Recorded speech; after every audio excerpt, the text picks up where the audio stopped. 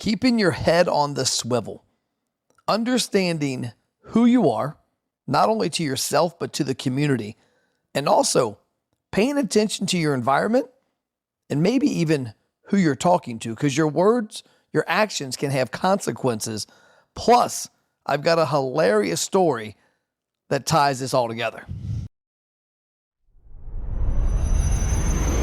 My goal is to help restaurant owners finally get to where they want to go. But more than that, my goal is to find entrepreneurs within that segment that actually know what it means to hustle. That's my goal. Come on the journey with me. Restaurant Marketing Secrets, episode 453. I'm your host, Matt Plapp, and we're brought to you by America's Best Restaurants. ABR is on a path to help you, independent restaurant owners, find more frequent customers and double your sales. Today's podcast has a little humor, little business. About 10 to 15 years ago, the Reds are opening the Great American Ballpark downtown. And they had a lineup of different celebrities and sports writers that they were interviewing about their most memorable opening day experience. This story popped to mind today when this topic was already on my list, mainly because yesterday I was in line for the bathroom at the CrossFit competition I was in, and this story always comes to mind, as you'll hear and understand, when I'm in line at a bathroom. So the guy they had on was apparently a well-known sports figure in Pittsburgh. He was a writer, I would imagine was on TV and radio, but it was opening day of the new stadium, Three River Stadium in Pittsburgh. So he's there. He walks into the bathroom. He's in a hurry to get back to where he's going to report on the game. There's lines for every single toilet, every stall, except there is this circular silver toilet that nobody's using. At least he thinks it's a toilet. He assumed it was the kid's toilet.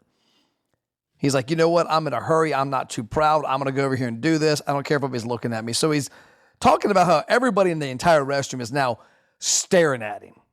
And he's like, hey guys, I got to go. I got to make this happen. I apologize.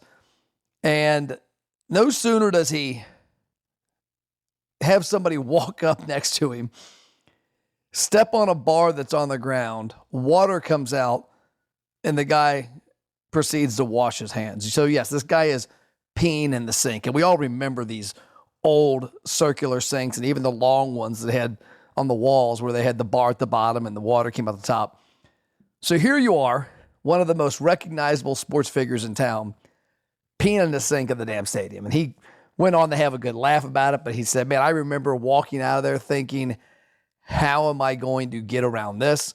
Here I am, the only guy in the bathroom that everybody knows. I'm on the news, I'm on the radio, I'm in the paper. Holy crap. It got me thinking the other day when I was telling a friend of mine the story about how lucky that guy was it wasn't social media today. But today's topic, outside of that, is, I'll say 2 or 3 prong. It's number one, understanding when you're out in the community that you as the restaurant owner, especially if you're known like you should be as the restaurant owner, that it carries a little more weight. And then you got to make sure you're carrying yourself how you want to be portrayed and your company connected to you. The other part of it, and this is a weird one to say, but you never know who you're talking to. Now, I think you should treat everybody obviously correctly to begin with, but you've got to be careful. You don't know who you're talking to or dealing with, and you don't know their intentions. And so if you do step out of line, it can have some ramifications. What I mean about that last part is I'm working in radio back in the early 2000s. I go into the Porsche dealership in Cincinnati. My dream car was Porsche. They were a company I was calling on for marketing, trying to sell them advertising, build a relationship, get them on our station. At the same time, I was wanting to buy a Porsche. Was doing really well. Went in there, had the title in my pocket to my Mazda 626, and I had a checkbook. And I was able to buy any Porsche they had in the dealership. Walked in the office, was talking to the guy, remember his name like you would, like it was yesterday, I won't say it.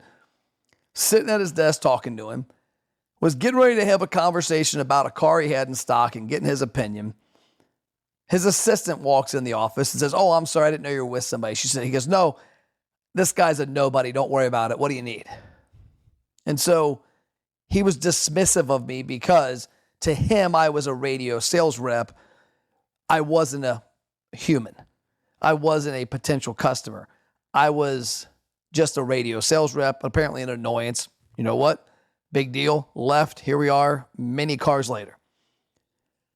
The reason I bring this up is I can't tell you how many times I see business owners, and I've done it too, where we don't treat everybody exactly how we'd want to be treated, how we want our employees to be treated, how we want our kids to be treated.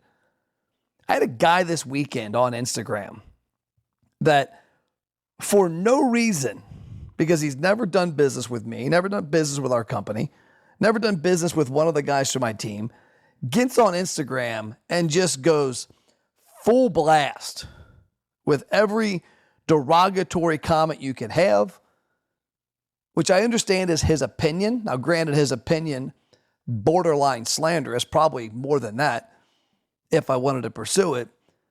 But I was like, wow, this guy's never done business with us. He's never even talked to us. And he's being a jackass at this level. How does he know we're not potential great customers down the road, potential great vendors down the road? How does he know that his customers aren't seeing that conversation and thinking, what a jackass? But more than that, he went on to, in a private message, go even deeper, and then towards the end, change his tone. Well, I wish you all nothing but the best. And I'm like, dude, might as well stay true to yourself. When I get up on stage, I speak how I speak in person. I speak how I would speak to my mom, my dad, my best friend, my daughter, my son, my wife.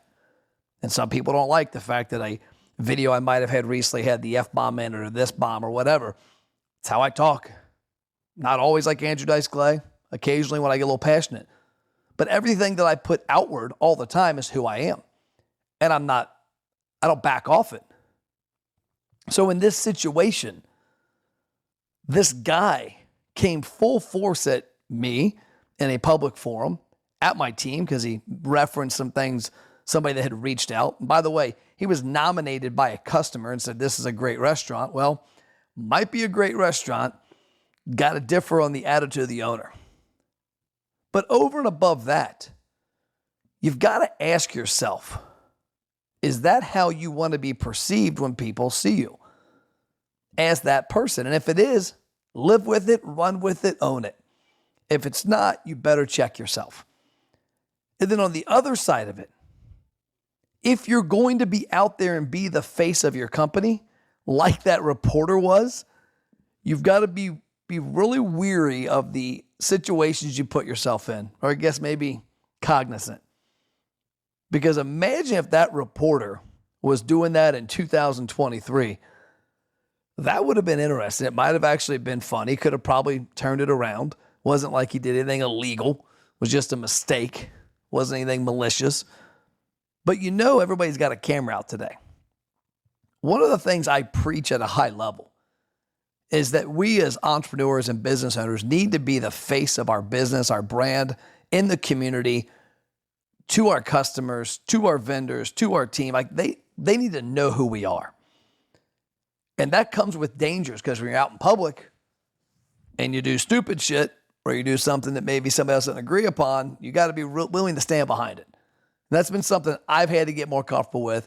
It's had to be something I've had to understand at a deeper level. I'll never forget about, I guess this was 2016. So 7 years ago, I'm with a business coach. And he said, Matt, you're not being yourself. You don't dress how you would dress off of camera. You don't speak how you speak off of camera. You're lying to your brand. And one of the reasons he was talking about it was that, back then I was a golf shirt and khakis and leather shoes. I wasn't wearing Jordans and jeans and a t-shirt and sweatshirt. And I was very cognizant to never slip up and cuss or say anything controversial.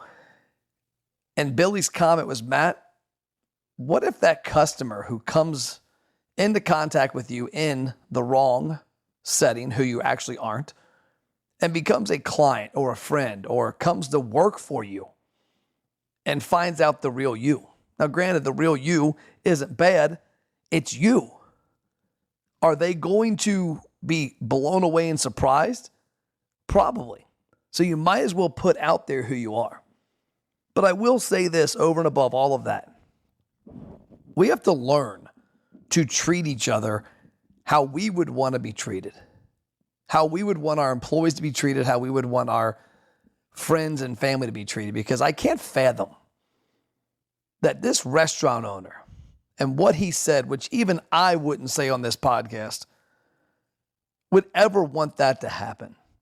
And why he's got such vitriol for a company he's never worked with, why he's got some crazy opinion for somebody he's never even talked to, is beyond me. To me, it just shows a very ignorant person, a very uneducated entrepreneur. But it is what it is. So today's message, be careful. You never know who's watching. You never know who you're actually talking to. And you never know who that person might end up being down the road to you, your business, your family. That's all I got. See it.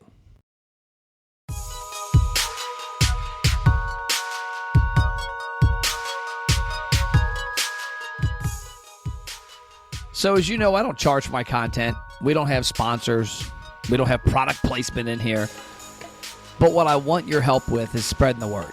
If you're finding value here, do me a favor. Share this on your social media. Share an episode with something that made sense to you, that's relevant to your restaurant, that you got value from, and tag Matt Plapp and America's Best Restaurants. Also, go to America's Best Restaurants on Facebook and on Google and leave us a review. Let us know the impact we've had on your restaurant with our roadshow, with our marketing help, or with our podcast. And last but not least, if you want to take the next step and help me out a lot and help us out a lot, text me a testimonial, 859-743-2408. That's my cell. A selfie video would be awesome about the impact this content or our company is having on your independent restaurant. But worst case scenario, just a few kind words.